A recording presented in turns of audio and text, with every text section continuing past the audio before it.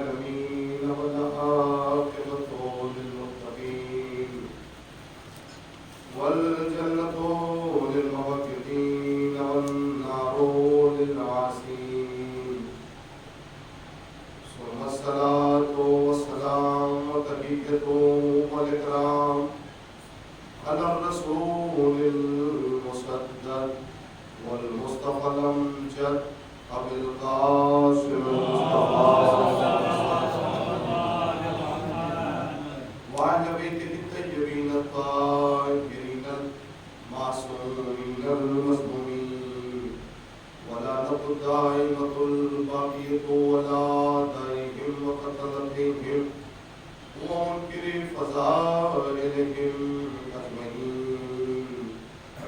أما بعد قال حسين بن علي عليه الصلاة والسلام بسم الله الرحمن الرحيم إنا مثلي لا يبايع مثله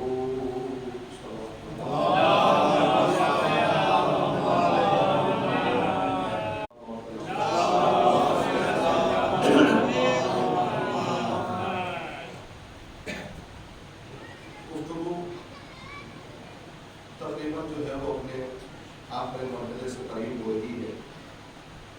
एक मजलिस और लग गई है सिलसिले की।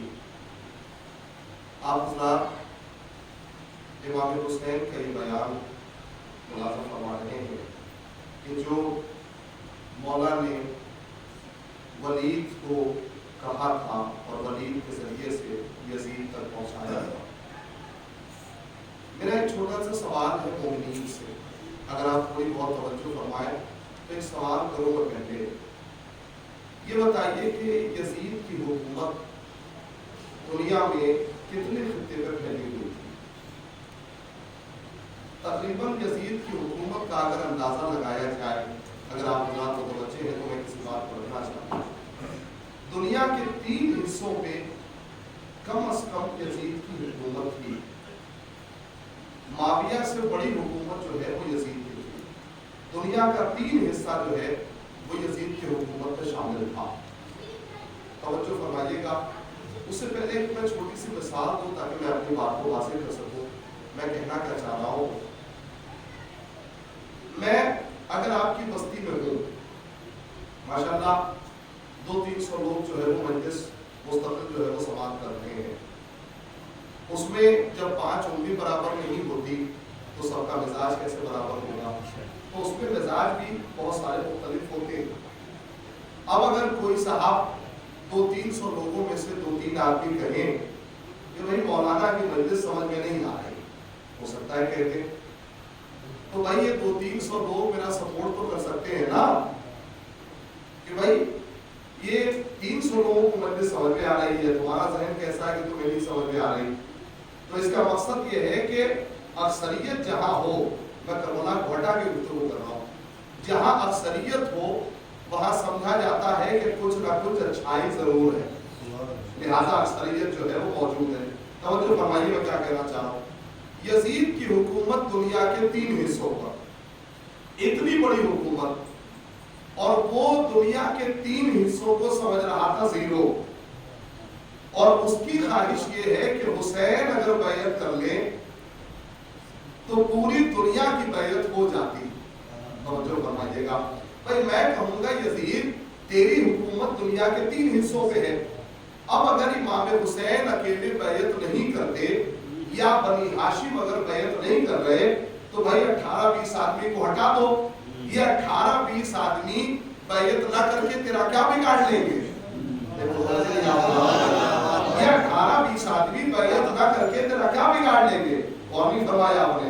मेरे अजीजों, यजीद आवाज देगा, मैं जानता हूं पूरी दुनिया की बैयत एक तरफ और हुसैन इब्ने अली की बैयत एक तरफ, पूरी दुनिया की ताकत एक तरफ, हुसैन इब्ने अली की ताकत एक तरफ।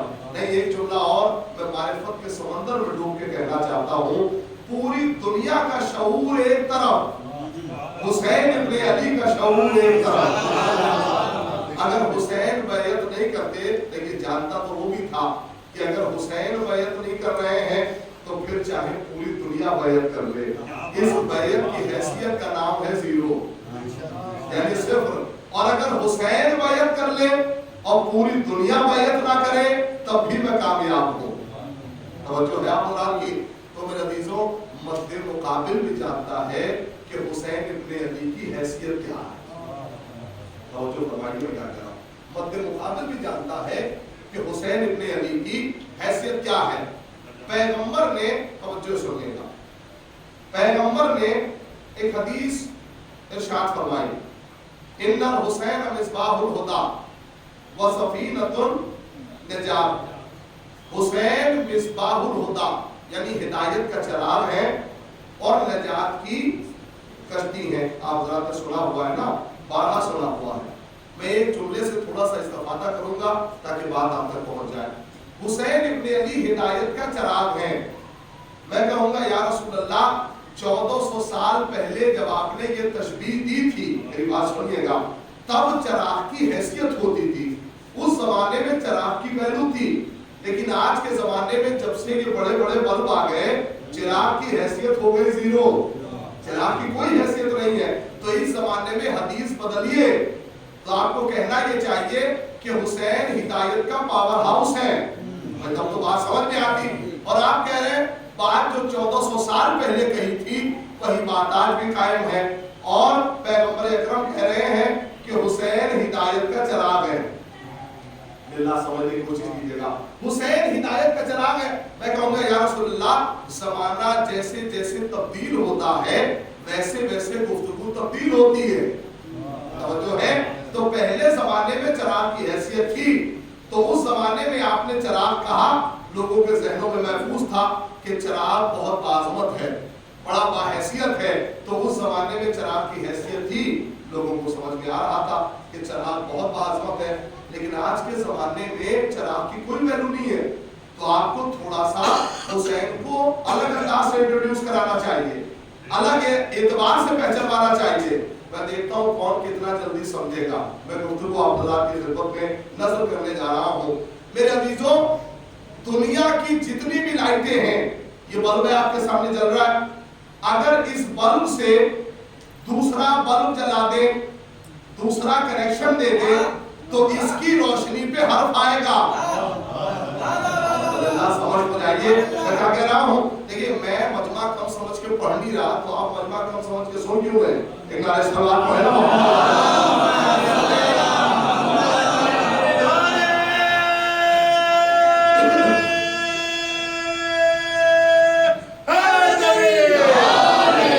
तो क्या कहा रसूलुल्लाह ने? कहा कि हुसैन हिदायत का चिराग है। मैं कहूँगा या रसूलुल्लाह, कोई और मिसाल दीजिए, कोई अच्छी बात कहिए। आपने चिराग कह दिया, इतना बेवैल्यू चिराग। किस घर में चिराग जलता आज के दौर में? जिस घर में चिराग जलेगा ना, लोग कहेंगे पुराने ख्यालात के लोग हैं। नहीं गौर फरमाया आपने? पुराने ख्यालात के लोग हैं, पुराने लोग हैं, इन्हें मालूम ही नहीं कि बल्ब कितना रोशनी आवर होता है। लिहाजा ये लोग चिराग जला के बैठे हैं। सवाल कर रहे हैं आप?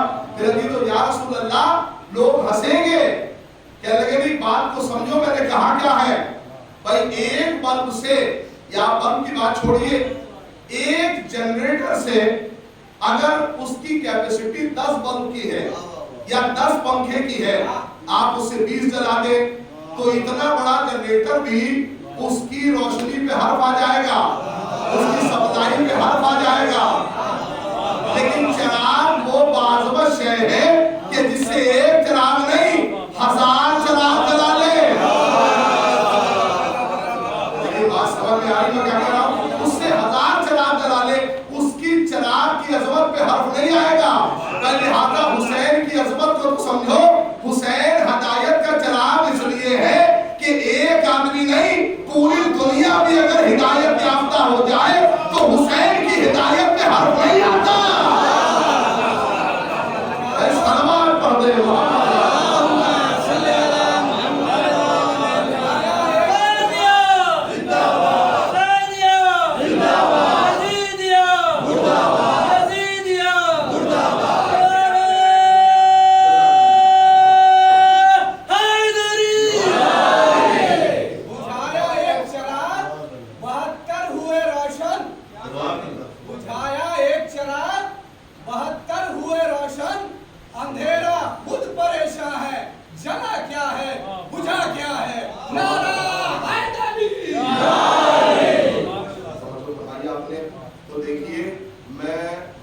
मजलिस में भी मैंने एक जुमला कहा था, कुरान पागलों को पढ़ने की किताब नहीं है। इसीलिए जब कुरान अक्लमंदों को पढ़ने की किताब है तो फिर हदीस भी पागलों के लिए नाज़िल नहीं हुई है, हदीस भी अक्लमंदों के लिए नाज़िल हुई है। अहले बैत का कौल समझने के लिए नस्लें दरकार है। एक कौल हो सकता है 1400 साल के बाद समझ में आए। आज अगर इसीलिए मेरे अजीजों आलिम की सोहबत में बैठना 70 घंटे की इबादत से बेहतर क्यों है? कहा इसलिए कि आलिम की सोहबत में बैठोगे, हो सकता है 1 मिनट में वो बता दे जो 70 साल की इबादत में न मिले। वो जो कमा रहे हैं, तो अब आप सोचिए जब आलिम की सोहबत का इतना सवाब है तो फिर मौला की सोहबत का कितना सवाब होगा।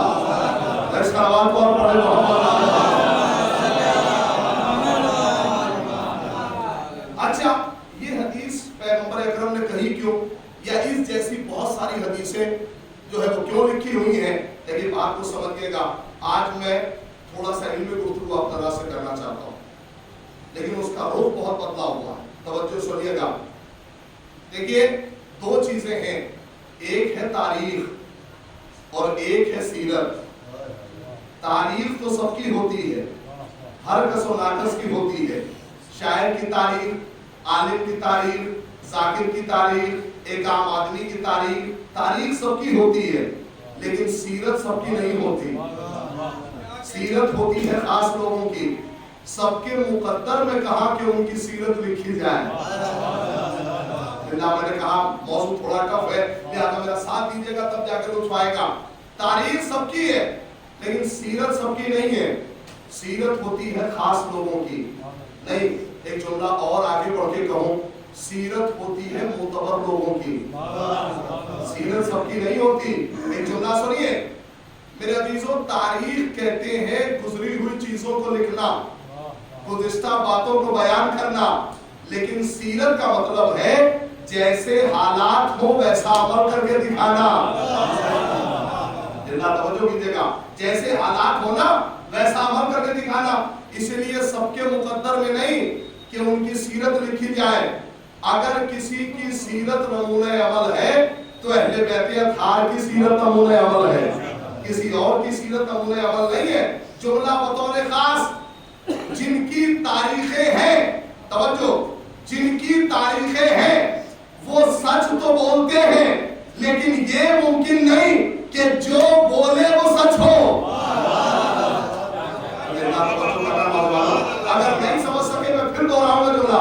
जिनकी तारीखें हैं वो सच तो बोलते हैं, लेकिन ये इम्कान में नहीं कि जो बोले वो सच हो। लेकिन जिनकी सीरत नमूने अमल है, उनका कमाल ये है कि ये जो बोलते हैं वो सच होता है।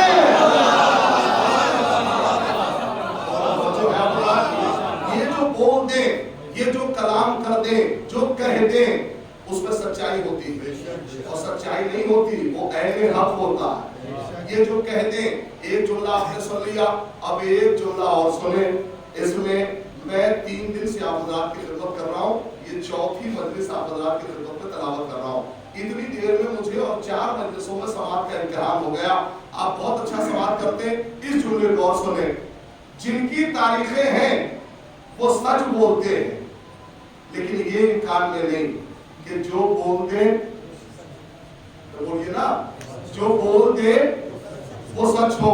अब एक जुमला और सुनिए, जिनकी तारीखें हैं वो हक पर तो चलते हैं, लेकिन ये इम्कान नहीं कि जिधर मुंह जाए हक उधर हो जाए। क्या सुना आपने? एक जुमले में पूरी तारीख है, पूरी मजलिस एक जुमले के अंदर। जिनकी तारीखें हैं वो हक पर चलते हैं, लेकिन ये मुमकिन नहीं कि जो बोल दे वो हक हो, जिधर मुड़ जाए उधर हक हो। लेकिन जिनकी सीरत नमूने अमल है, उनका कमाल ये है कि ये जिधर मुड़ जाते हैं हक उधर हो जाता है। ये जिधर मुड़ जाए हक उधर हो जाता है। तो अब किसी को पूछने की जरूरत नहीं कि सैयदा हक पे थी या नहीं। क्या सुना आपने? अब किसी के लिए पूछने की जरूरत नहीं है कि सैयदा हक पे थी या नहीं, इसलिए कि इनका कमाल ये है कि ये जिधर मुड़ जाए सलावत पढ़ने मोहम्मद।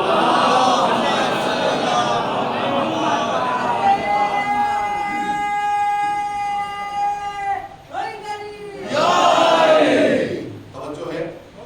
देखिए एक बात मैं मोमिनीन से आज बिल्कुल दिल से कहना चाहता हूँ, आप कभी अहले बैत अतहार की सीरत को पढ़ के देखिए।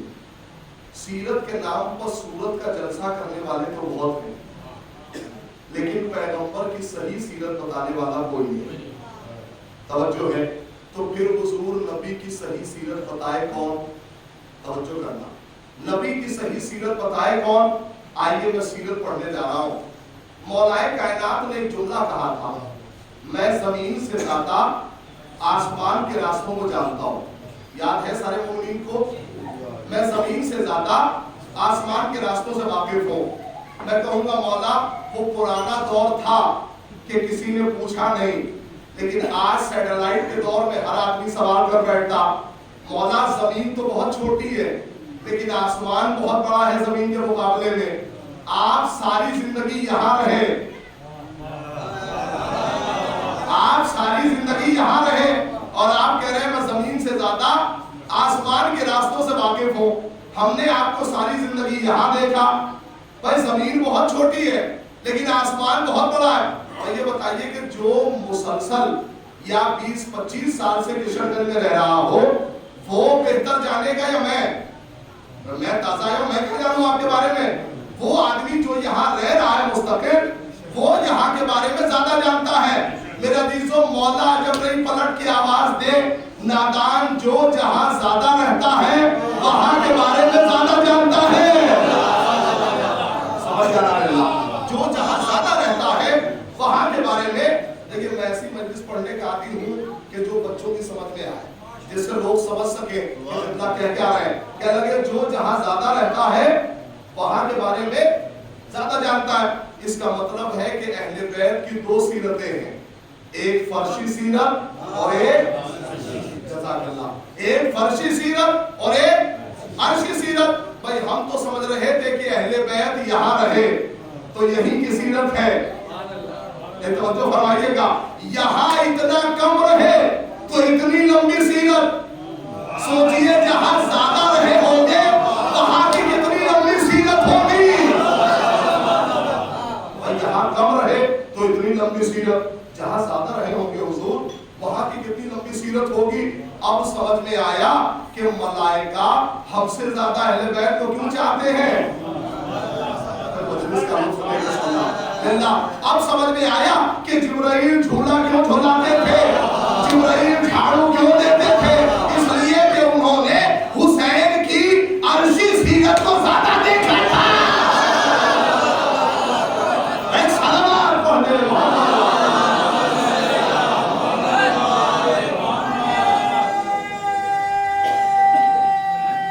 सारे मोमिन मिल रहे सब बच्चे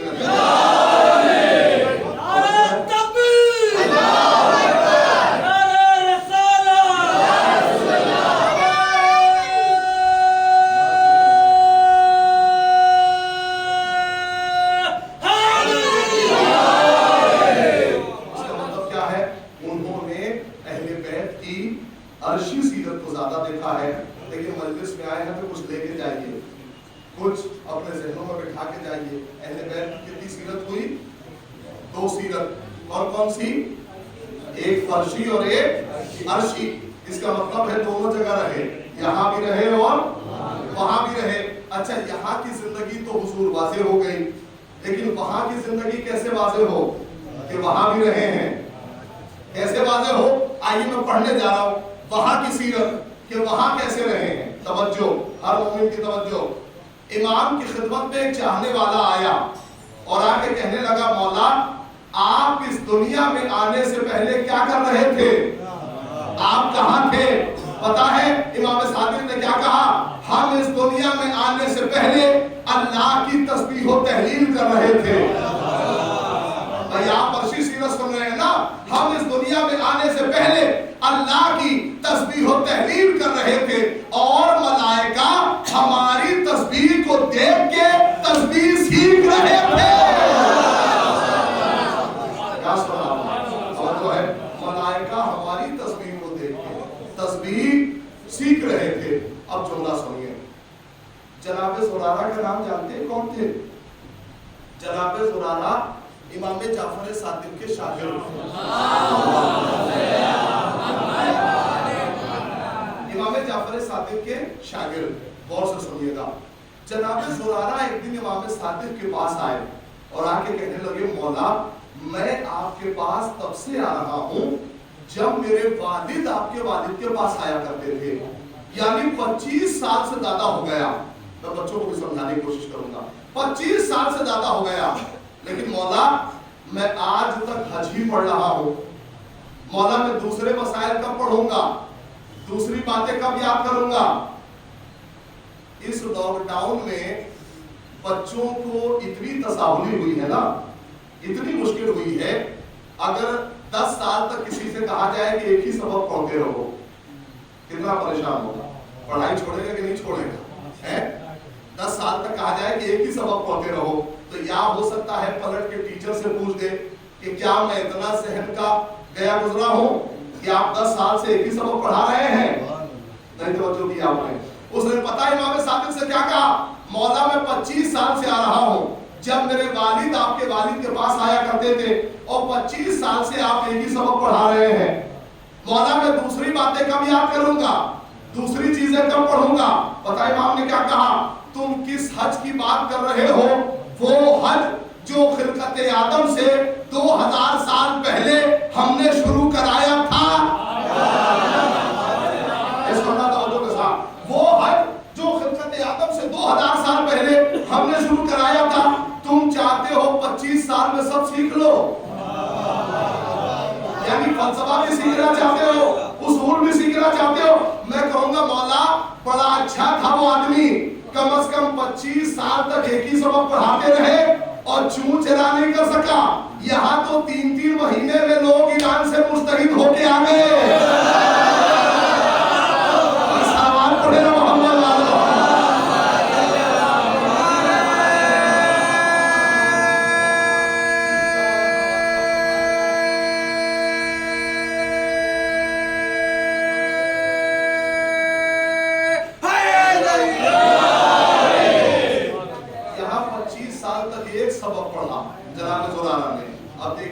अब आपको देखिए, पढ़ने वाले की जिम्मेदारी नहीं है, सारी जिम्मेदारी समझने वाले की है, बुलाने वाले की है कि किसे बुलाया जाए और किसे न बुलाया जाए।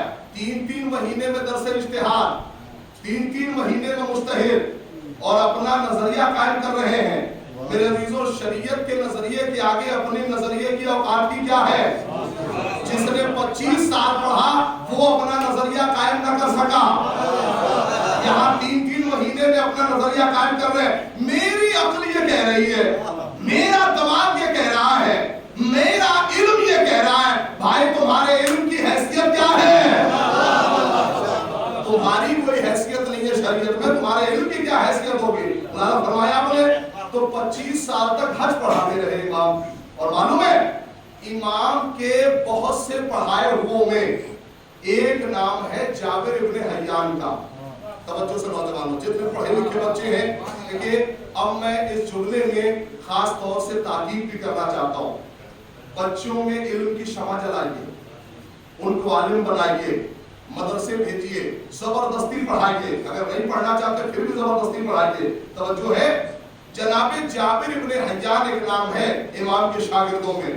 देखिए ये जो मजलिसें हो रही है ना, ये असीराने करबला के उन्वान से हो रही है, और मैं एक जुमला हज़रात की खिदमत में नजर करने जा रहा हूँ। इमाम सज्जाद करबला के बाद, यकीन जानिए करबला के बाद इमाम ने कहा कि अगर 20 आदमी भी मेरे अपने होते ना तो मैं कयाम कर देता। इमाम सज्जाद के साथ 20 आदमी नहीं और 50 साल से कम का जमाना गुजरा तो इमाम सादिक के दर्स में 4000 शागिर्द। इसका मतलब है कि इमाम सज्जाद ने कितनी मेहनत की, जनाब ज़ैनब ने कितनी मेहनत की। ये मेहनत का नतीजा है कि इमाम सादिक के दर्स में 4000 आदमी बैठ रहे हैं। और ये 4000 वो है, ये अरबी में पढ़ने वाले नहीं थे, ये वो अफराद थे जो पीएचडी कर रहे थे। आपको मालूम है जाबिर इब्ने हय्यान कौन थे? जाबिर इब्ने हय्यान को कहा जाता है फादर मालूम है कौन? जिसने इल्म केमिस्ट्री की बुनियाद रखी, जिसने इल्म कीमिया की बुनियाद रखी। और मैं ऐसी नहीं कह रहा हूं, हमारी फायरिंग नहीं है। लंदन यूनिवर्सिटी के अंदर जाबिर इब्ने हय्यान का एक नुस्खा रखा हुआ है। उस नुस्खे को, उस किताब को जब निकाला गया, तवज्जो सुनिएगा, तो 400 पेजेस पे लिखा हुआ था। कितने? 400 पेज। हम तो समझ रहे थे कि इमाम को सिर्फ उर्दू आती है। तवज्जो कीजिएगा, हम समझ रहे थे कि इमाम को सिर्फ अरबी आती है। मेरे अजीजों, जुमला याद रखिएगा, इमाम अपने मुंह का जूठा अगर किसी के मुंह में रख देगा तो 70 ज़बान का मालिक हो जाता है। अपने मुंह का जूठा अगर किसी के मुंह में रख दे तो 70 ज़बान का मालिक हो जाता है। तुम इमाम को ऐसा वैसा समझ रहे हो? मैंने कहा जाबिर इब्ने हय्यान का वो नुस्खा 400 पेजेस पे, नौजवानों जाइएगा नेट की दुनिया पे और जाके देखिएगा कभी, 400 पेजेस पर लिखा हुआ है। जब उस नुस्खे को निकाला गया ना, उस किताब को, तो सबको मालूम है किताब में मुकदमा होता है, मुकदमे में इंतसाब होता है। उस पर लिखा हुआ था ये जाफर इब्ने मोहम्मद की ज़हमतों का नतीजा है। और सिर्फ इतना नहीं लिखा था, मैंने ताकत नहीं लगाई जुमले पे, जुमला भारी था लेकिन हल्के से पढ़ दिया तो लोग समझ रहे थे हल्का है। अब मैं जुमला वज़नी पढ़ रहा हूं आपकी खिदमत में, तवज्जो कीजिएगा।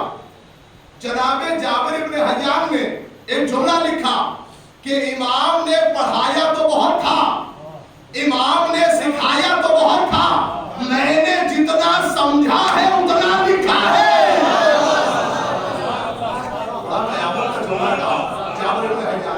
इमाम ने बहुत पढ़ाया था, मैंने जितना समझा मैंने उतना लिखा। और आपको मालूम है, देखिए अब हो गई मजलिस बुजुर्गों के लिए तमाम। अब यहां से काम है नौजवानों का,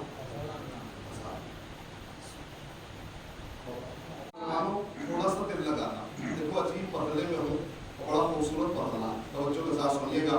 इमाम के दर्स में कितने लोग आते थे? 4000 कम से कम। इमाम सादिक के दर्स में पढ़ने वाले इतने लोग थे। तवज्जो से सुनिएगा। देखिए अब जो मैं जुमला पढ़ने जा रहा हूँ ना, इस जुमले को समझने के लिए वही समझेगा जो मुस्तकिल मजलिस में आता रहा। अब वो जुमले की तिलावत करने जा रहा हूँ। इमाम के दर्स में पढ़ने वाले 4000, इमाम के मकतब में पढ़े हुए बहुत से ऐसे हैं जिन्होंने पढ़ा तो यहाँ है लेकिन इमाम दूसरे मकतब के हैं। भाई नहीं समझिएगा तो मैं पढ़ता रहूंगा रात भर। इमाम के मकतब में बहुत से पढ़े लिखे ऐसे हैं जिन्होंने पढ़ा तो यहाँ है लेकिन इमाम दूसरे मकतब के। क्या नाम है?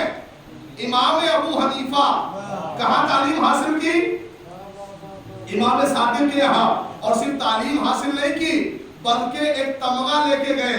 उनके 2 जुमले तारीख में बड़े सुनहरे हरफों से लिखे हुए हैं। कहा लौला सनातान लहलकन नोमान, अगर मैं 2 साल यहाँ न पढ़ता तो हलाक हो जाता। अगर मैं 2 साल न पढ़ता, कितना? 2 साल, तो क्या होता? हलाक हो जाता। 2 साल न पढ़ता तो भाई जुमला तो आप दोहरा रहे हैं माशाल्लाह, लेकिन आप वहां पहुंच नहीं रहे जहां मैं पहुंचाना चाहता हूं। भाई 2 साल न पढ़ता तो हलाक हो जाता। इस जुमले को किसी जुमले से मिलाइए। नहीं समझे आप? इस जुमले को किसी जुमले से मिलाइए, इस आहंग को किसी आहंग से मिलाइए, इस टोन को किसी टोन से मिलाइए। ऐसा लग रहा है किसी खानदानी जुमले का अर्थ है। ऐसा लग रहा है कोई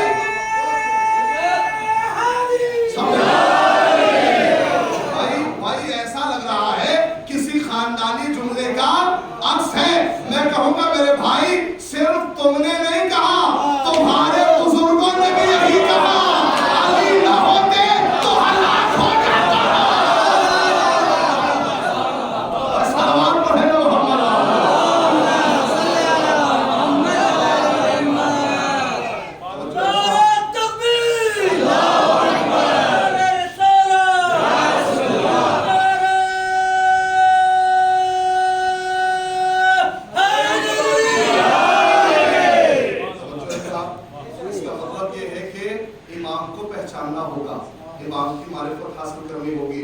देखिए इस इमाम पे गुफ्तगू कम होती है, लिहाजा मैंने चाहा कि थोड़ी सी मारिफत तो हो जाए इमामों की। जितने भी तारीख में रिवायतें हैं, हदीसें हैं, वो ज्यादातर या तो 5वें इमाम से हैं या 6ठे इमाम से हैं, जितनी भी रिवायतें हैं। लिहाजा आपके मजहब को इसीलिए मजहब जाफरी कहा जाता है, फिक़्ह जाफरी कहा जाता है, क्योंकि सारी रिवायतें जो है ज्यादातर इमाम सादिक से हैं। अब जुमला सुनिए, किताब का नाम है मदीनतुल मुआजिज, अल्लामा हाशिम बहरानी की लिखी हुई किताब है, गौर से सुनिएगा, ठीक है। उन्होंने, चूंकि किताब अरबी में है लिहाजा मैं ट्रांसलेट करके आप तक पहुंचा रहा हूं। उन्होंने अपनी किताब में लिखा कि एक दिन इमाम अबू हनीफा अपने हुजरे से निकले, उधर से इमाम सादिक निकले, दोनों की मुलाकात एक चौराहे पर हुई। जैसे ही दोनों की मुलाकात हुई तो तारीख ने लिखा कि इमाम सादिक के हाथों में नबी का आसा था। इतने में अबू हनीफा ने पूछा, या रसूलल्लाह आपके हाथों में क्या है? तो कहा कि नबी का आसा है। जैसे ये जुमला कहा ना कि नबी का आसा है, तो अबू हनीफा ने चाहा कि लपक के चूम ले, चाहा कि लपक के चूम ले, आगे बढ़ के चूमे। जैसे ही आगे बढ़े ना, इमाम ने ऐसा पीछे कर दिया। तो अबू हनीफा ने कहा, या रसूलल्लाह क्या आप नहीं चाहते कि मैं नबी के असा को चूमूं? क्या आप नहीं चाहते मैं नबी के असा को बोसा दूं? क्या आप नहीं चाहते मैं नबी के असा को चूमूं? इमाम ने अपनी आस्तीनें पलटी। इमामों का लहजा तारीख में बहुत कम है नौजवानों, सुनना। इमाम ने आस्तीन पलटी और अपनी कलाई पे हाथ मारा, कहा अबू हनीफा इस लकड़ी में क्या रखा है? उसे चूम जिसमें नबी का लहू है।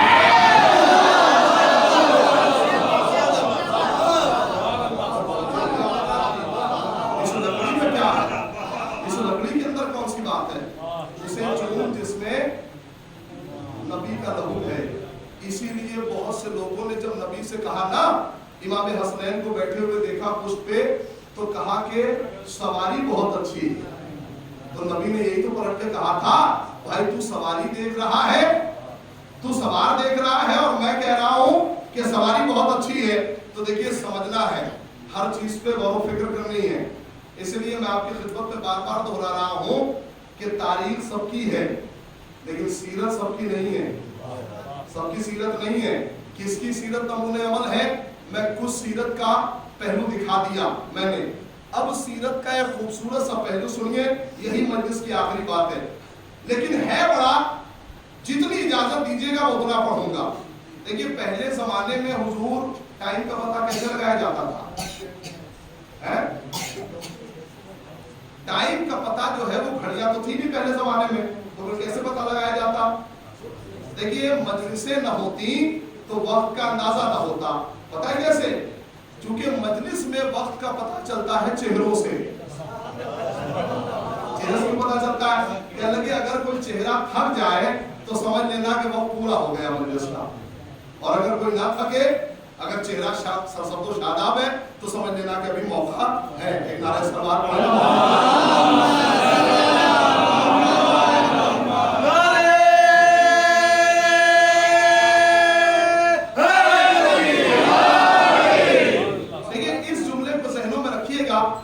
तारीख सबकी है लेकिन सीरत सबकी नहीं। सीरत खास लोगों की है, सीरत सबकी नहीं होती।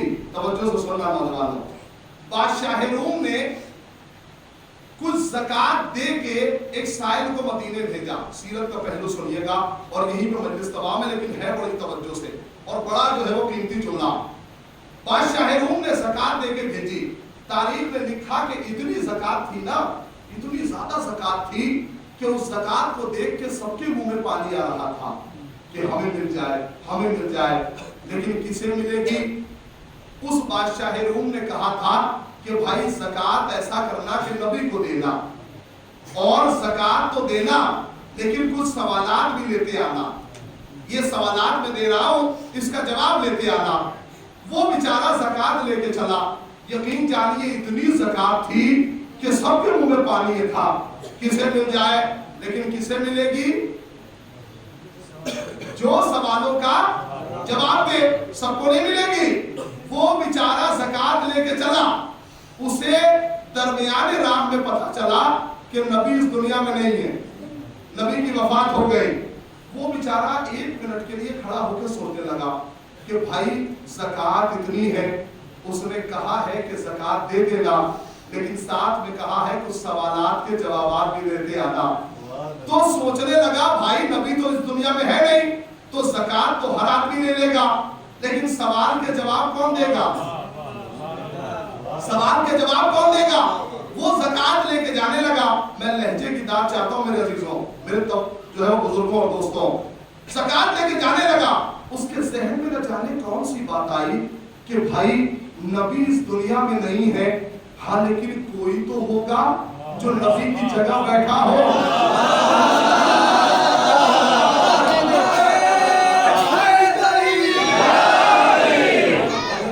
कि नबी इस दुनिया में नहीं है, आप समझिए, मेरा हौसला बढ़ा दिया, मैं आगे की बात आपसे करूंगा। भाई नबी इस दुनिया में नहीं है, हाँ लेकिन कोई तो होगा जो नबी की जगह बैठा हो। अब उसने जैसे ही सोचा, फिर ज़कात लेके चला। देखिए हर आदमी के कुछ लोग होते हैं, जितनी भी बड़ी शख्सियतें होती है ना, आसपास 2-4 लोग उसके होते हैं, ठीक है। तो मैं नाम नहीं लूंगा, आप खुद वहां तक पहुंच जाएंगे। जो नबी की जगह पे था, उसके भी बहुत से लोग थे। तो वो जब बेचारा ज़कात लेके आया, बादशाह रूम ने जो भेजी थी, तो उसने ज़कात देखी। तो उसके लोगों ने पूछा भाई क्या है, क्या लाए हो? तो उसने कहा कि ज़कात है। तो कहा किसे दोगे? कहने लगा जो सवालों के जवाब देगा, हर आदमी को नहीं दूंगा। तो कहा भाई ऐसा करो, पहले यहाँ आजमा लो।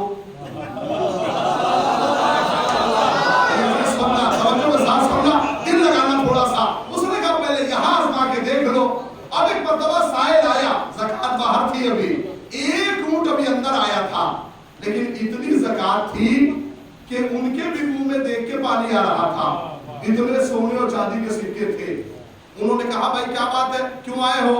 कहा बादशाह रूम ने ज़कात देके भेजा है। तो कहा ज़कात दो। क्या हुआ? तो कहा नहीं, कुछ सवालात भी दिए हैं। तो कहा सवाल बताओ। साइल ने पहला सवाल पढ़ा, सामने वाले ने कहा कि पहला वाला तो नहीं मालूम है। और से सुनना पड़ेगा।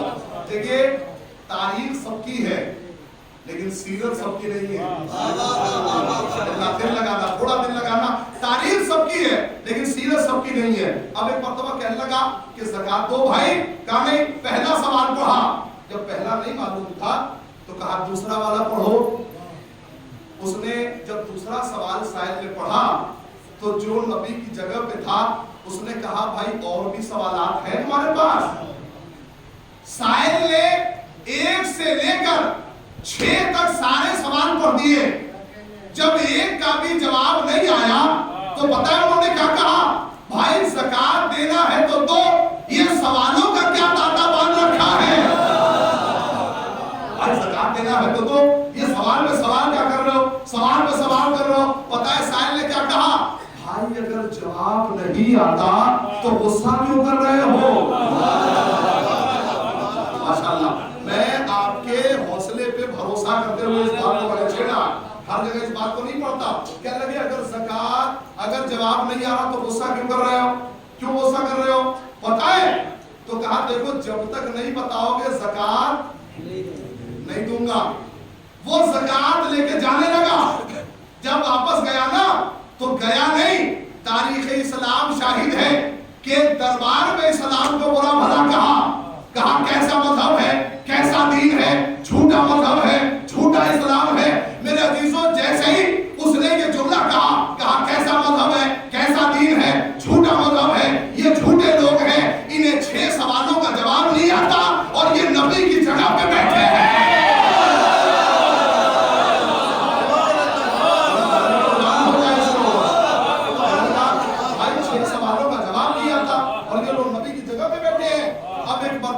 ज़कात लेके जाने लगा तो इतने में एक अली का चाहने वाला आया। आने के बाद साइल के बाजू को पकड़ा।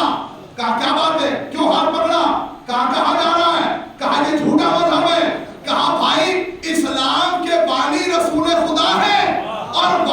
अली मुर्तजा है।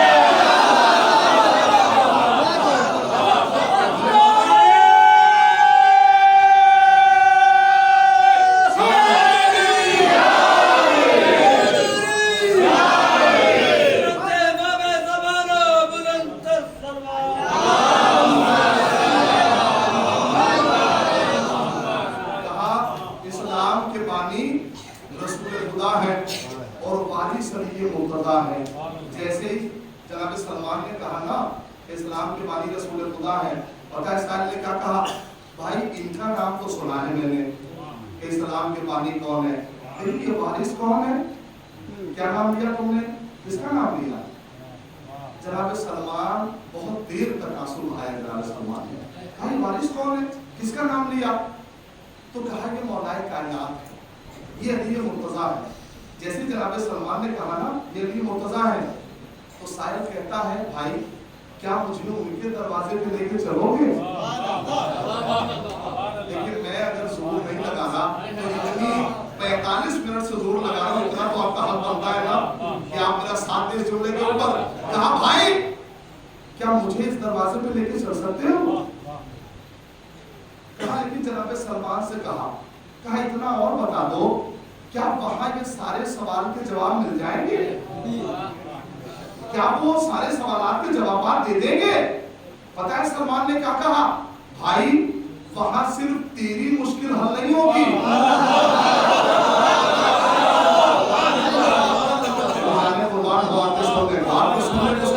कहा भाई वहां सिर्फ तेरी मुश्किल हल नहीं होगी, वहां नबियों की मुश्किलें हल होंगी।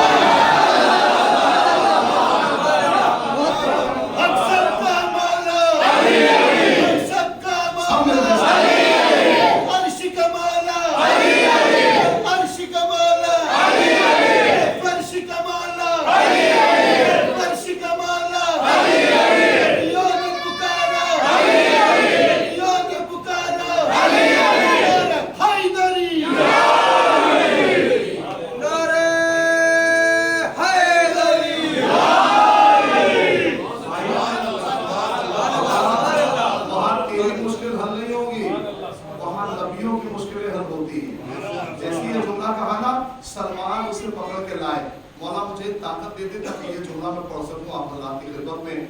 सलमान पकड़ के लाए, अब पता है सलमान एक दरवाजे पे पहुंचे, पहुंचने के बाद दरवाजा खटखटाया, जैसे ही दरवाजा खटखटाया अंदर से पाकीज़ा बीबी की आवाज आई कि सलमान खैरियत तो है?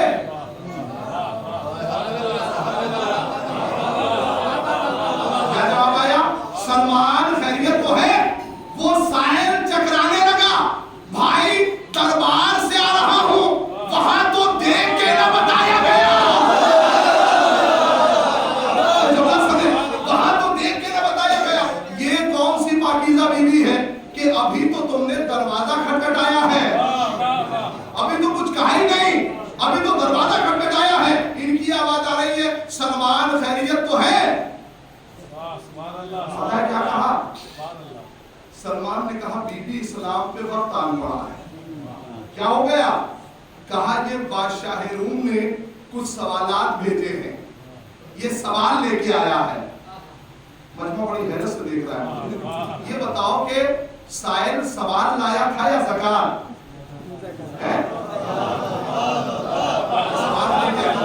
भाई साहिर सवाल लाया था या ज़कात? ज़कात लाया था ना। ए सलमान तुमने सवाल जो किया वो ज़कात का नहीं बताया, तुमने कहा ये सवाल लेके आया है, ज़कात के बारे में नहीं बताया। सलमान तुमने ज़कात वाली बात क्यों नहीं कही? तुम्हें तो बताना चाहिए था ना ये ज़कात लेके आया है।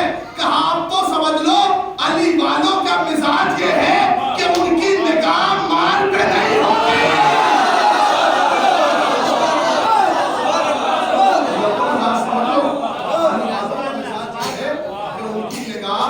माल पे नहीं होती, लिहाजा मैंने कहा कि ये सवाल लेके आया, ज़कात लेके नहीं आया। जैसे ही कहा कि बीबी अली कहाँ है, इस्लाम में वक्त आन पड़ा है, ये कुछ सवालात लेके आया है। कहा अच्छा।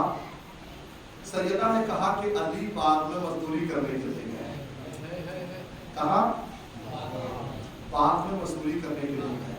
जो लोग कहते हैं ना कि अली यहूदी के बाग में मजदूरी कर रहे थे, वो लोग भी झूठे हैं और रिवायत भी झूठी है। मैं अपनी मेहनत आपके हवाले कर रहा हूँ। यहूदी के बाग में मजदूरी क्यों करेंगे? भाई मेरे पास 100 बीघा है, जो समझ जाए वो तो साथ आ सकते हैं। मेरे पास 100 बीघा है, मैं भाई अपने 100 बीघे में जाके काम करूंगा। मेरे पास तो इतना है जब मैं लोगों को रखूंगा। ऐसा बात की आपने। तो जिस अली के पास पहले से इतना हो, वो यहूदी के बाग में मजदूरी करेगा? ये सारी साजिशें हैं, ये मेरे मौला को बदनाम करने की साजिश है। कभी मौका मिला तो मैं आपकी खिदमत में हजरत अली की प्रॉपर्टी पढ़ूंगा कि मौला की प्रॉपर्टी कितनी थी। 25 साल तक जो हजरत अली घर में बैठे रहे ना, 25 साल तक, और 25 साल के बाद लोग दर अली पे आए, तो इस 25 साल में जितनी बंजर जमीनें थी उनको अली ने उपजाऊ बनाया। सवाल क्या मैंने आपने सुना? मैंने क्या कहा? 25 साल में बंजर जमीनों को उपजाऊ बनाया। और मौला ने पता है हजरत अली के इस 25 साल की कीमत क्या है? ये किताब भी लंदन यूनिवर्सिटी में रखी हुई है। हजरत अली के 25 साल की जहमत का $1 ट्रिलियन नतीजा था। इतना था कि नाम भी नहीं लिया जा रहा है ठीक से। $1 ट्रिलियन। आप इंसाफ से बताएं, जिसके पास खुद का $1 ट्रिलियन हो, वो यहूदी के बाग में मजदूरी करने जाएगा? इसका मतलब है कि साजिश है, ये सारी साजिश है। हजरत अली यहूदी के बाग में मजदूरी नहीं कर रहे थे, उसके पास खुद इतना है, अपना खुद इतना है। तवज्जो है पर आपकी? कहा अली कहाँ है? कहा बाग में मजदूरी करने गए। कहा अच्छा। वो साहिब सोचने लगा, भाई दरबार वालों को बताया ना गया। मैं घर आया तो इन्होंने कहा कि अली बाग में मजदूरी करने गए हैं। अब उस साहिब के जहन में आया कि भाई जब दरबार वालों को बताया ना गया तो ये किसान आदमी इस पे नहीं बताया जाएगा, ये नहीं बता पाएगा। जब जनाब सलमान उसको लेके पहुंचे ना, तो पता क्या था? उसने ऊपर से नीचे तक देखा हाथों में पैरों में मट्टी है, अली के लगी हुई है जैसे, और हाथों में बेलचा उठाए हुए हैं, मट्टी को इधर से उधर कर रहे हैं। उसने ऊपर से नीचे तक देखा और देखने के बाद कहा कि इन पे नहीं बताया जाएगा। जुमला सुनिए, इन पे नहीं बताया जाएगा। मेरे मौला की पेशानी पे बल पड़ा, कहा मैं सवालों के जवाब नहीं दूंगा, सामने वो जो बच्चा है ना वो बताएगा।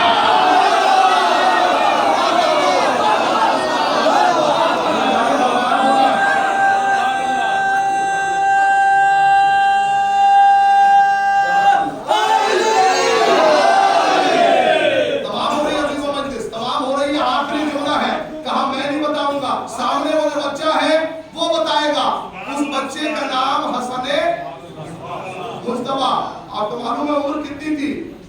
तारीख ने लिखा 8 साल। कितनी? 8 साल। अब वो साइद अली के पास से कहा आया, हसन मुस्तफा के पास, और देख के बड़ी हैरत से कहने लगा कितना खूबसूरत बच्चा है, ये बादामी सी आंखें, ये सुराहीदार गर्दन, ये इतना खूबसूरत सा चेहरा, मैंने इतना खूबसूरत आदमी कभी देखा ही नहीं। अच्छा, क्या उसकी बातें झूठी थी? नहीं, मासूम से ज्यादा कोई खूबसूरत हो ही नहीं सकता। मासूम से खूबसूरत कोई हो ही नहीं सकता। मैं ये जुमला कहूं ताकि लुत्फ आ जाए, जो हुस्न का मोहताज हो, जो हुस्न का मोहताज हो उसे हसीन कहते हैं। जुमला लेके जाके, जो हुस्न का मोहताज हो उसे हसीन कहते हैं, और जिसका हुस्न मोहताज हो उसे हसन कहते हैं।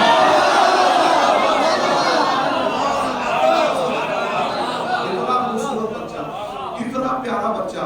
अब शायद देख के कहता है, कहने लगा इतना खूबसूरत बच्चा है, मैंने इतना प्यारा बच्चा तो कभी देखा ही नहीं।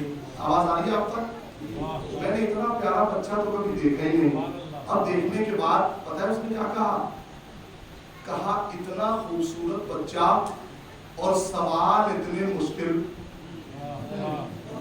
इतना प्यारा बच्चा और सवाल इतने गुजरत, उसने मौला की आंखों में आंखें डाल के कहा इस पे नहीं बताया जाएगा।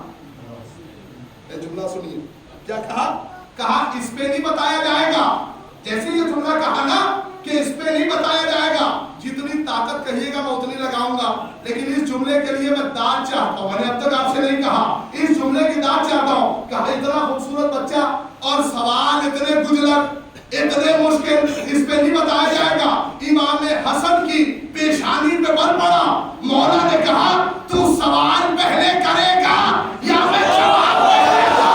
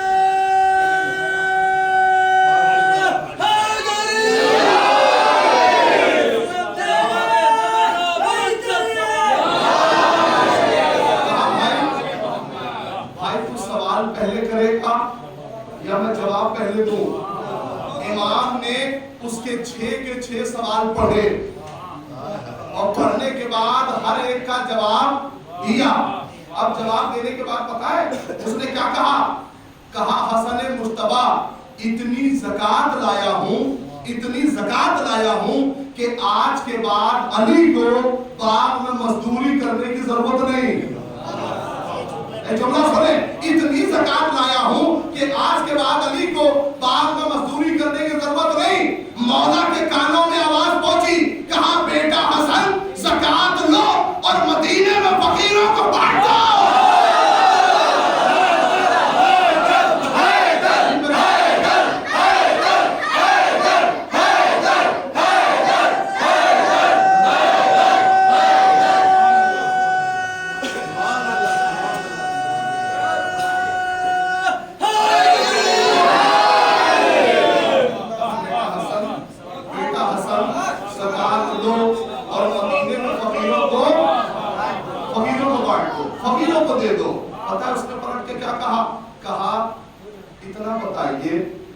कि जब इनके पास इतना है तो फिर ये बाग में मजदूरी क्यों कर रहे हैं? अगर इतना है तो फिर ये बाग में बेचा क्यों चला रहे हैं, मट्टी क्यों उठा रहे हैं? मेरे अजीजों, इमाम हसन का जुमला सुनिए, मजलिस तमाम हो गई बिल्कुल। इमाम हसन ने अहले बैत की सीरत में बोलिएगा, पता है इमाम हसन ने क्या कहा भाई तुझे यही तो तब से समझा रहा हूं, ये वो शख्स जिसके हाथों में बेलचा है ना, ये रहता जरूर जमीन पे है, ये रहता जरूर जमीन पे है, लेकिन जो कहता है ना तो अमल आसमान पर होता है। रहता जरूर जमीन पे है, लेकिन जो बोलता है ना तो अमल आसमान पे होता है। अब इसका मतलब समझे, अहले बैत की कितनी सीरतें थी? कितनी? एक फर्शी और एक अर्शी। अब समझ में आया अर्शी सीरत? अर्शी सीरत यही थी अहले बैत की, यानी ये जमीन पे रह के भी इतने पावरफुल थे। वरना आप इंसाफ से बताइए कि हम अपने बच्चों का कपड़ा ज्यादा से ज्यादा हैदराबाद से मंगा लेंगे,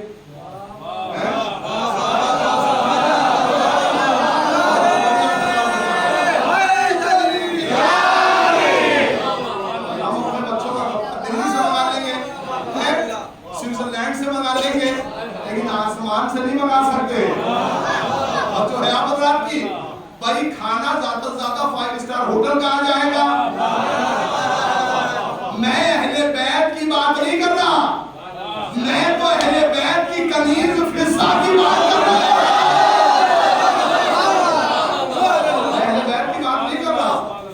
भाई ये तो कमाल इनके गुलामों का है। आप पहले बैठ की बात मत कीजिए, ये कमाल इनके गुलामों का है। ये जो कह देते हैं ना वो हो जाता है, ये जो कह देते हैं वो हो जाता है। अफसोस तो इसी बात का है कि ये जो कहते वो शय वजूद में आती है, उस शय का होना तय है। लेकिन मेरे अजीजों, इतने मजबूर कि छोटे छोटे बच्चे तड़प रहे हैं, बाबा कोई पानी देने वाला है,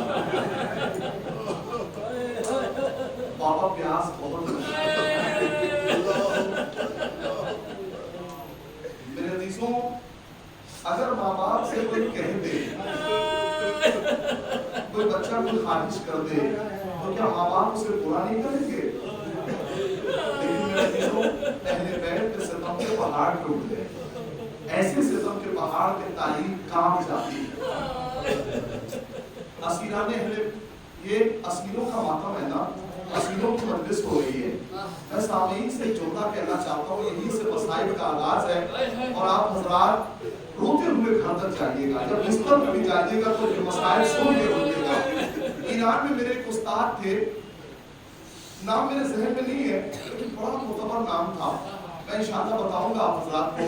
मेरे अजीजों, उनसे जब पूछा गया कि हुसैन के बच्चे कितने प्यासे थे, हुसैन कितने प्यासे थे, तो कहने लगे कि जब अहले बैत अत्हार का काफिला जब दरबारे कूफे में पहुंचा ना, तो एक कोने पे सकीना बैठी हुई और दरबार के एक कोने पे सैयद सज्जाद थे, हाथों में हथकड़ियां थी, पैरों में बेड़ियां थी। सकीना की प्यास की वजह से हालत ये थी कि बच्ची कुछ कहती थी तो आवाज नहीं आती थी। अल्लाह आपके रोने को कबूल करे, अल्लाह आपको कोई कम न दे सिवाय करबला के। वो कहते हैं कि सकीना ने सैयद सज्जाद से कुछ कहा, लेकिन सैयद सज्जाद को समझ में नहीं आया कि सकीना कहना क्या चाहती है, सकीना क्या कह रही है। मेरे अभी तो सैयद सज्जाद ने हाथों की हथकड़ी संभाली, पैरों की बेड़ियां संभाली और सकीना के करीब लाए, कान को सकीना के होठों के पास लेके गए। कहा बहन क्या पूछ रही हो, क्या कह रही हो? कहा भैया इतना बताओ कि प्यास में कितनी शिद्दत होती है। मैं सोमवारों में गुजारिश करूंगा, आपकी छोटी बहनें हैं ना, छोटी बहनें हैं, ये जो बुजुर्ग हैं उनकी बच्चियां हैं, आप अपने बच्चियों की आपको वास्ता है कि जुमले को सुनना तवज्जो के साथ और जो हक है मसाइल का वो अदा करना। सकीना ने कहा भैया प्यास में कितनी शिद्दत होती है? कहा बहन जब प्यास ज्यादा लगती है ना तो होठ सूखने लगते हैं, होठ सूखने लगते हैं। कहा नहीं भैया और बताओ, प्यास जब और शदीद होती है तो क्या होता है? कहा बहन जब प्यास ज्यादा शदीद होती है ना तो चेहरे पे झुर्रियां पड़ जाती है, चेहरा जो है वो मुरझाने लगता है। कहा नहीं भैया, भैया और बताओ प्यास किसे कहते हैं, प्यास की शिद्दत क्या होती है? कहा बहन जब प्यास ज्यादा लगती है ना तो सांस लेने में तकलीफ होती है। पता नहीं आप कैसे सुनेंगे, मैं कैसे पढ़ूंगा। साहिबाने औलाद है, मेरी माँ बहनें जो है वो जुमले को सुन रही है। मेरे अभी को सकीना ने एक जुमला और पूछा, भैया प्यास जब ज्यादा शिद्दत पकड़ लेती है तो क्या होता है? कहा सकीना सांस लेने पे हड्डियों के झटकने की आवाज आती है। जब ये जुमला कहा ना, कहा भैया सकीना का यही हाल है, अब जब सांस लेती हूँ तो हड्डियों के झटकने की आवाज आती है। अल्लाह आपके रोने को कबूल फरमाए, अल्लाह आपके गिरिए को कबूल फरमाए। सोमवारों में गुजारिश कर रहा हूँ गिरिए को कम मत करना, इसलिए कि सैयदा को आपके बुलंद आवाज, आपकी गिरिए की आवाज बहुत पसंद है, बहुत पसंद है आपकी आवाज।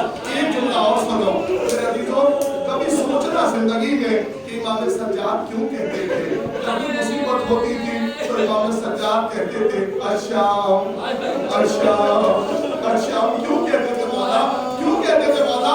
मौला ने अपने एक सहाबी को बताया, कहा पता है मैं शाम क्यों कहता हूँ? कहा मौला आप बताइए क्यों कहते? कहा तुझे पता है हम शाम में ऐसे ले जाए गए जैसे जानवरों को ले जाए